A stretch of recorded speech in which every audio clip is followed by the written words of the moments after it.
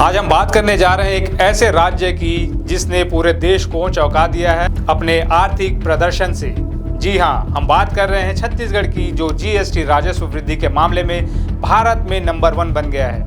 वित्तीय वर्ष 2024-25 में छत्तीसगढ़ ने 16,390 करोड़ रुपए का जीएसटी संग्रह किया और 18% की शानदार वार्षिक वृद्धि दर हासिल की। लेकिन सवाल यह है कि आखिर छत्तीसगढ़ ने यह कमाल कैसे किया?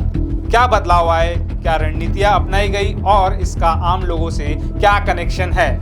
इस वीडियो में हम इसे विस्तार से समझेंगे, तो चलिए बिना देर किए शुरू करते हैं।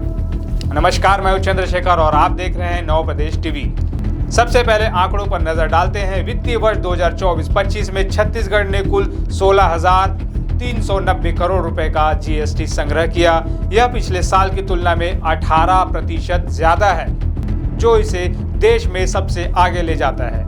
दूसरे नंबर पर महाराष्ट्र है, जहां 16% की वृद्धि हुई और तीसरे स्थान पर तमिलनाडु है, जिसने 15% की बढ़ोतरी दर्ज की। लेकिन असली कमाल मार्च 2025 में हुआ, जब छत्तीसगढ़ ने एक महीने में 2,057 करोड़ रुपए का जीएसटी कलेक्शन किया।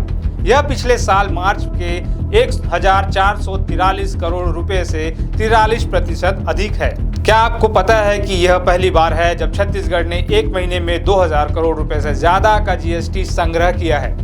यह अपने आप में एक रिकॉर्ड है। इसमें राज्य जीएसटी सीजीएसटी से 1,301 करोड़ रुपए आए, जो पिछले साल से 72% ज्यादा है।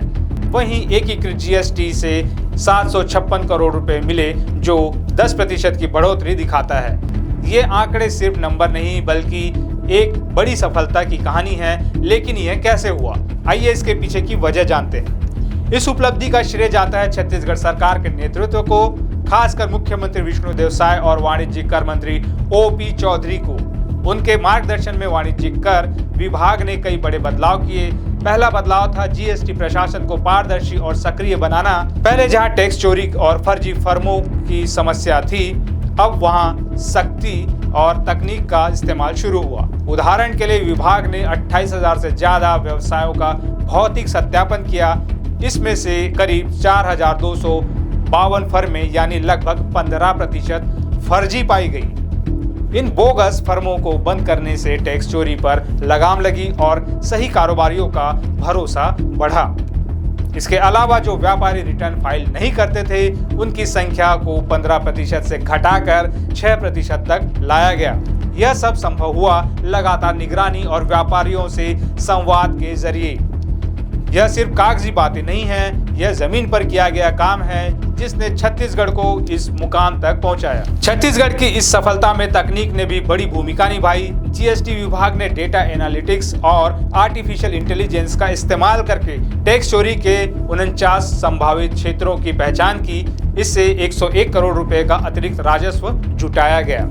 इसके अलावा सरकारी विभागों से भी बेहतर अनुपालन सुनिश्चित किया गया। मार्च 2025 में सरकारी सप्लायर से GSTR 7 रिटर्न के जरिए 37 करोड़ रुपए का अतिरिक्त कलेक्शन हुआ। क्या आपको लगता है कि सिर्फ सख्ती से यह संभव था? नहीं ना, इसके लिए स्मार्ट वर्क और टेक्नोलॉजी का सही इस्तेमाल जरूरी था, जो छत्तीसगढ़ ने बखूबी किया। इस सफलता में छत्तीसगढ़ के व्यापारियों का भी बड़ा हाथ है। सरकार ने 36,847 ऐसे व्यापारियों से संपर्क किया, जिन्होंने या तो शून्य रिटर्न दाखिल किया था या नकारात्मक वृद्धि दिखाई थी। इनसे संवाद और जागरूकता के जरिए कर अनुपालन को बढ़ाया गया। नतीजा, टैक्स कलेक्शन में जबरदस्त उछाल। मुख्यमंत्री विष्णुदेव साय ने इसे लेकर कहा, यह सिर्फ आंकड़ों की उपलब्धि नहीं, बल्कि ईमानदारी, पारदर्शिता और जन भागीदारी पर आधारित सुशासन की पहचान है। और सचमुच यह एक मिसाल है कि अगर सरकार और जनता मिलकर काम करे तो क्या नहीं हो सकता। छत्तीसगढ़ अब रुकने वाला नहीं है। जीएसटी विभाग अब डिजिटल ट्रैकिंग, AI आधारित निगरानी और उन्नत अनुपालन तंत्र पर काम कर रहा है। इसका लक्ष्य है कि आने वाले सालों में भी राज्य देश में अग्रणी बना रहे। यह सिर्फ आर्थिक आत्मनिर्भरता की ओर कदम नहीं, बल्कि समावेशी विकास का मॉडल भी है। आप सोच रहे होंगे कि जीएसटी का यह रिकॉर्ड हमारे आपके लिए क्या मायने रखता है? इसका जवाब है बहुत कुछ। ज्यादा टैक्स कलेक्शन का मतलब है सरकार के पास विकास के लिए ज्यादा पैसा। सड़कें, स्कूल, अस्पताल और बुनियादी सुविधाएं, ये सब इसी राजस्व से बेहतर होंगे।